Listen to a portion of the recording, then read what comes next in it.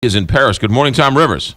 Good morning. Yeah, the focus has shifted in the past 24 hours. Now we're 25 miles down the road. The police presence, yesterday up in this forested area where we think that these two prime suspects were hiding out in the wee hours. They somehow, despite hundreds of cops and soldiers up there, managed to steal yet another car, head south, head down the road, the main highway, about 25 miles, heading to Paris, and they encounter yet another police roadblock.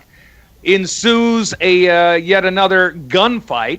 They somehow manage to get off the highway, and they are now in a small little village just on the north side of the North Runway, Charles de Gaulle Airport. Probably know it quite well.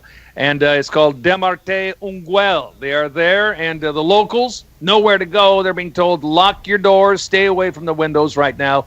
It's a high school right by there as well. And they're going to try to get the kids out the back way, but at this stage of the game, they're just being told to stay put. So this thing is unfolding. These two are holed up in one office of an industrial complex. Happens to be a small printing company. An employee of that company showed up early, and that person right now is being held hostage. Contact, we're told, has now been made with these two individuals. We'll see how that plays out. So they've surrounded this building, and they've sort of contained it in. Correct. We're in the if they're bundled out.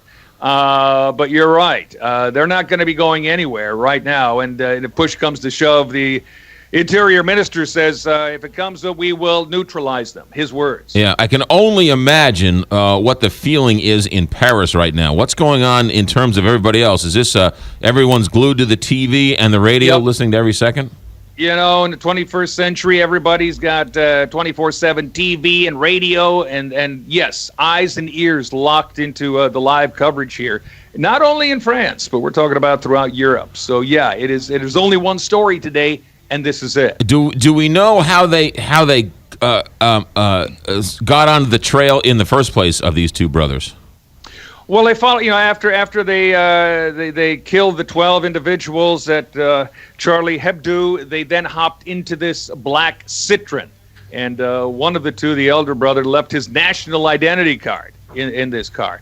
Rolling down the road, they encountered police, and they crashed that car. That's where they hijacked another car and headed up north, out of Paris. So that kind of is where the trail indicated they would be.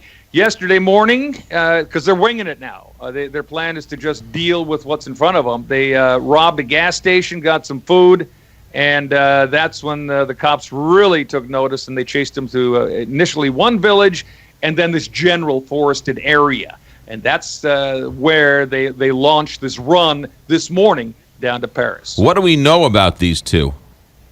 Well, we know from French intelligence they suspect that the elder brother had been spending some time in Yemen, and that may explain some of their, lack of a better term, professional approach to killing on Wednesday.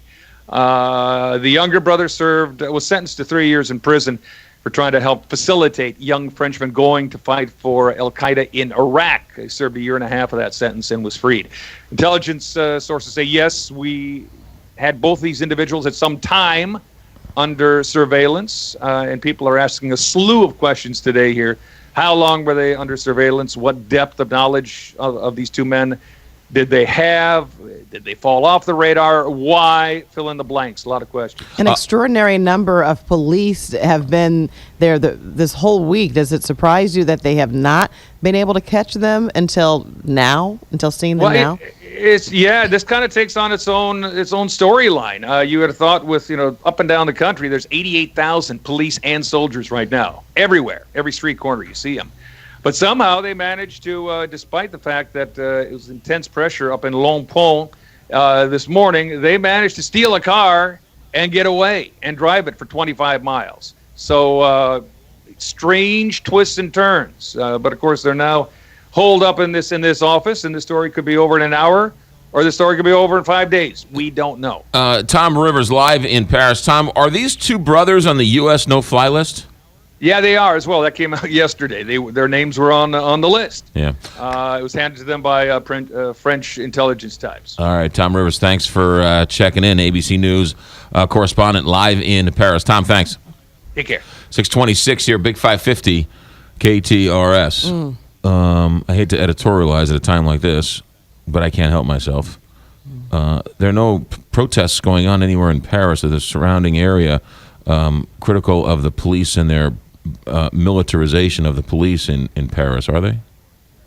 I'm sorry. I couldn't help myself. I have Tourette syndrome. Yes, you do. 627 here, Big 550 KTRS.